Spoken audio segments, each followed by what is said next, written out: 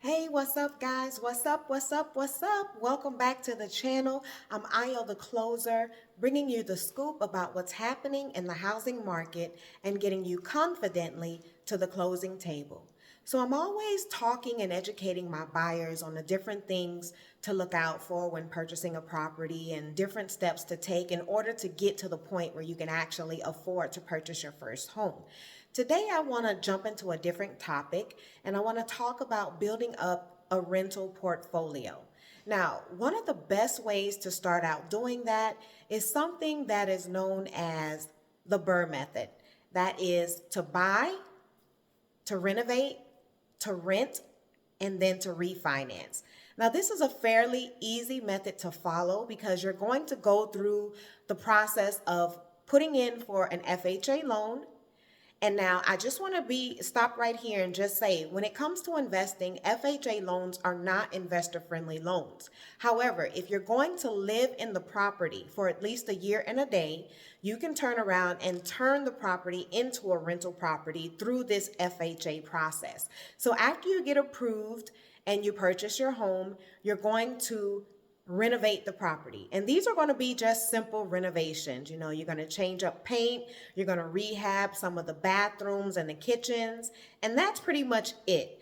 And when you purchase this property, you also want to make sure that it's a property that you're purchasing at a good price, under market value. So that's something that you can obtain maybe through a foreclosure auction site, or maybe an off market property, or maybe even a property that's on the market. But you're going to make sure that it's a property that you're getting at a great value so that after you renovate or rehab it, it's going to have more value to it so that you'll be able to turn around and get out of the property through refinancing it.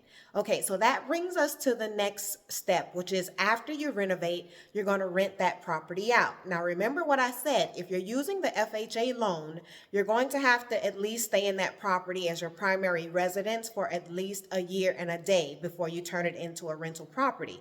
But after you get that tenant in place, that tenant is basically going to be satisfying your mortgage. And then you'll be in a position where you can refi the property, cash out, get back your initial investment, and move on to your next property.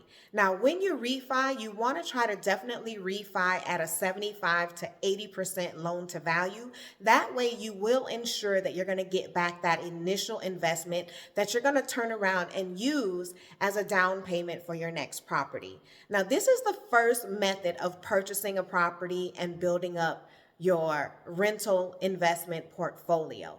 Another way is to actually just go through a conventional loan. Now, when you do the conventional lending, you're definitely going to have 20% to put down. You're going to go through that process of underwriting, and once you actually get everything completed and you close on the property, if it's a turnkey property, you don't have to worry about anything but getting a tenant in place. But if it's not a turnkey property and you have to do some small renovations, you can go ahead and do that. Then you're going to follow the same process after renovating, put a renter or a tenant in place, and then you're going to turn around and refi that property. Now, the good thing about when you go the conventional loan route is that you don't have to live in the property for at least a year. You can immediately turn it into an investment property and start bringing in that positive cash flow.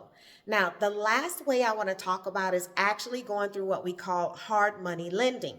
Hard money lending is a short-term loan that is anywhere from 6 to 18 months. Now, when you go about doing this, you want to kind of compare hard money lenders. I would say to get at least 3 hard money lenders where you will compare what the origination fees are, you would compare what they want you to put down, you would compare if they have any penalties for getting out of the property early, meaning if you flip it before that 6 to 18 month period, is there a penalty that you're going to have to pay for doing it early? Now, once you go through that process, it's going to be the same thing. You're basically going to execute your exit strategy, which is going to be either to turn around and flip that property right away, or you're going to refi the property, get some more money out, your initial investment, and then move on to the next property. The purpose of this is so that you can get out of the hard money loan, because if you actually pass that 6 to 18 month period, then you start incurring other fees, and you don't want to get stuck into that. You want to actually get out of it as soon as you can. And that's why it's very important to make sure that you don't have a prepayment penalty as well. And when I say prepayment penalty, it's paying off that particular loan with that hard money lender before the 6 to the 18-month period expires. You really want to just try to get that property completed, rehabbed, and get out of it as soon as possible. Now, this is the easiest way to go about starting up your rental portfolio. It's a very easy process.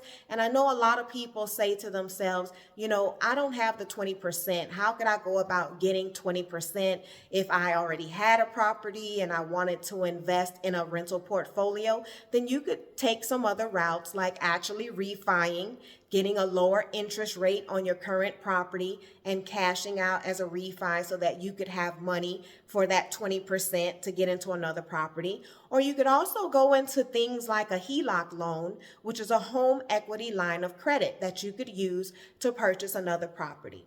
Now, what are the things that you may need to look for when you're trying to look for rental properties? You want to make sure it's a fairly decent neighborhood where other people would want to reside, but by no means should you discriminate, because everyone needs a place to live. So you shouldn't get stuck into, is this a good neighborhood? Is this a bad neighborhood?